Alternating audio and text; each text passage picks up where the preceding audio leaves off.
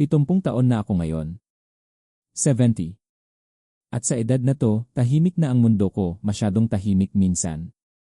At may isang bagay na matagal ko nang kinikimkim, isang pagsisisi na hindi na nawala kahit anong pilit kong lunukin.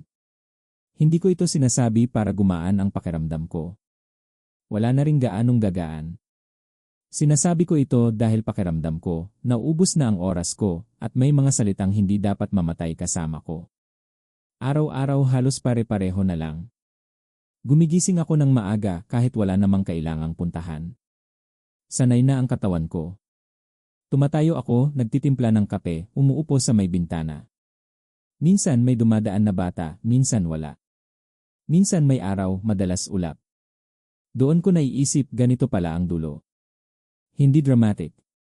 Hindi rin malungkot sa una. Tahimik lang. Dati akala ko, kapag tumanda ka, may malinaw kang pakiramdam na, tapos na. Parang may linya. Pero wala pala. Gising ka lang isang araw at mapapansin mo na mas marami ka ng alaala kaysa plano. Mas marami kang panghihinayang kaysa inaabangan. Hindi ko rin naman masasabi na nasayang ang buong buhay ko. Nagtrabaho ako. Nagpursige. Nagbigay. May mga taong natulungan, may mga responsibilidad na ginampanan. Kung titignan mula sa labas, okay naman. Stable. Maayos. Walang iskandalo. Walang malaking kapalpakan. Pero ang pagsisisi ko, hindi siya tungkol sa isang malaking maling desisyon. Hindi ito tungkol sa isang araw na sumabog ang lahat. Ang pinagsisisihan ko ay yung mga araw na walang nangyari. Yung mga pinili kong ipagpaliban. Yung mga akala kong pwede pang balikan.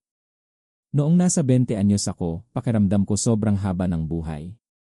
Para bang walang katapusan ng oras. Kahit mapagod ka ngayon, bukas pwede ulit. Kahit hindi mo tawagan ngayon, pwede naman next week. Kahit hindi mo sabihin ngayon, may susunod pa.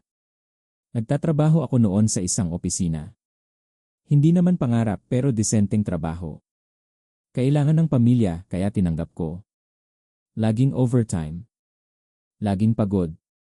Pero proud ako sa sarili ko kasi akala ko, responsable ako. Akala ko, ganun dapat. May mga kaibigan ako noon na nagyayaya. Kape. Inuman. Simpleng lakad lang. Madalas tumatanggi ako. Next time na lang. Pag hindi na busy. Pag medyo okay na ang schedule. Hindi ko napansin, tumigil na lang sila sa pagyaya. May babae rin noon. Tahimik lang siya. Mahilig makinig. Hindi siya demanding. Hindi rin dramatic. Gusto lang niya ng oras. Kahit konti. Madalas kong sabihin, pasensya na, pagod lang. Bawi ako. Sa susunod na linggo. Hindi ko napansin, siya pala yung nauubos. Hindi niya ako iniwan ng may sigawan. Walang eksena. Isang araw, sinabi lang niya na pagod na rin siya. Na parang mag-isa lang daw siya kahit may kasama.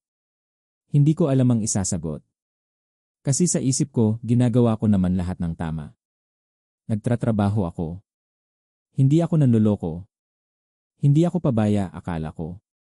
Nung umalis siya, nalungkot ako. Pero sabi ko sa sarili ko, okay lang. Bata pa naman ako. Akala ko may oras pa. Lumipas ang mga taon. Tumaas ang posisyon ko. Lumaki ang sweldo. Lumaki rin ang katahimikan. Mas kaunti na ang tawag. Mas bihira ang kumustahan. Tuwing reunion, may mga pangalan na hindi na dumarating. May mga balitang inamatay na raw.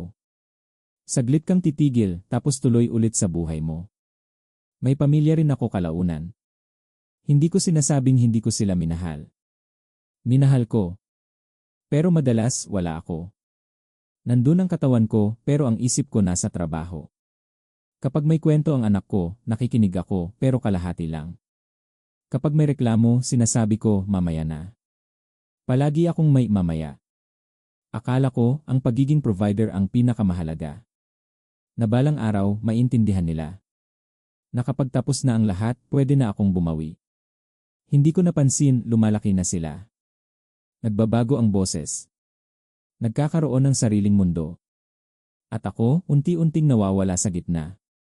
Hindi biglaan ang pagkawala. Walang alarm. Walang babala. Isang araw, hindi na nila ako kinukwentuhan. Hindi na sila nagtatanong. Hindi na nila ako hinahanap. At ako, sanay na rin. May mga okasyon na hindi ko napuntahan. Graduation na hindi ko nasilayan ng buo. Kaibigang may sakit na hindi ko nadalaw agad. Magulang na tumanda habang abala ako sa importanteng bagay. Hindi ko sinabi sa sarili ko na sayang. Sinabi ko lang, ganun talaga. Madaling gawing normal ang pagkawala kapag dahan-dahan. Ang turning point ko hindi rin en grande. Isang umaga, tumawag ang kapatid ko. Tahimik ang boses niya. Sinabi niyang wala na ang nanay namin. Hindi na ako nakapagsalita agad. Hindi dahil sa shock lang, kundi dahil sa bigat ng isang tanong na biglang sumulpot. Kailan ko ba siya huling nakausap ng hindi nagmamadali? Sa burol, tinitigan ko yung mukha niya. Parang natutulog lang. May gusto akong sabihin. Marami. Pero huli na. Doon ko unang naramdaman yung uri ng lungkot na hindi sumisigaw. Yung lungkot na nakaupo lang sa dibdib mo at ayaw umalis. Pagkatapos nun, sunod-sunod na. Kaibigang matagal ko nang hindi nakakausap, wala na rin. Dating kasamahan, may sakit. Mga taong akala ko nandyan lang, unti-unting nawawala. At doon ko naintindihan. Hindi pala tayo naubusan ng oras bigla. Nauubos tayo habang iniisip nating marami pa. Ngayon, 70 taon na ako. May mga araw na iniisip ko kung babalikan ko lang sana. Hindi para baguhin lahat. Kahit yung maliliit lang. Isang tawag. Isang pakikinig. Isang araw na pinili kong umuwi ng maaga. Hindi ko na mababawi ang mga yon. Kahit anong pag-isip, kahit anong pagdasal. May mga sandaling lumipas na at doon na lang sila mananatili, sa alaala, kung meron man. Masakit aminin, pero ang pinakamasakit ay hindi yung mga maling ginawa ko. Yung hindi ko ginawa. Yung mga salitang hindi ko sinabi kasi akala ko may bukas pa. Yung presensya na ipinagpaliban ko kasi akala ko hindi naman mahalaga sa sandaling yon. Kung kausap kita ngayon, hindi ito sermon. Hindi rin aral. Isang kwento lang ng isang matandang tao na huli nang nakaintindi. Akala ko noon, kapag inayos ko ang buhay ko, susunod na lang ang lahat. Na ang pagmamahal naghihintay. Na ang oras mabait. Hindi pala. Ang oras tahimik. Hindi kanya minamadali. Hindi ka rin niya pinipigilan. Basta umaalis lang siya, araw-araw, kaunti-kaunti. Kung may wish man ako ngayon, hindi na ito tungkol sa tagumpay. Hindi na rin tungkol sa dagdag na taon. Gusto ko lang sana mas naging present ako. Mas nakinig. Mas nagstay. May mga gabi na hinahanap ko ang ingay. Yung simpleng tanong na, kumusta ka? Yung presensya na hindi kailangan ng paliwanag.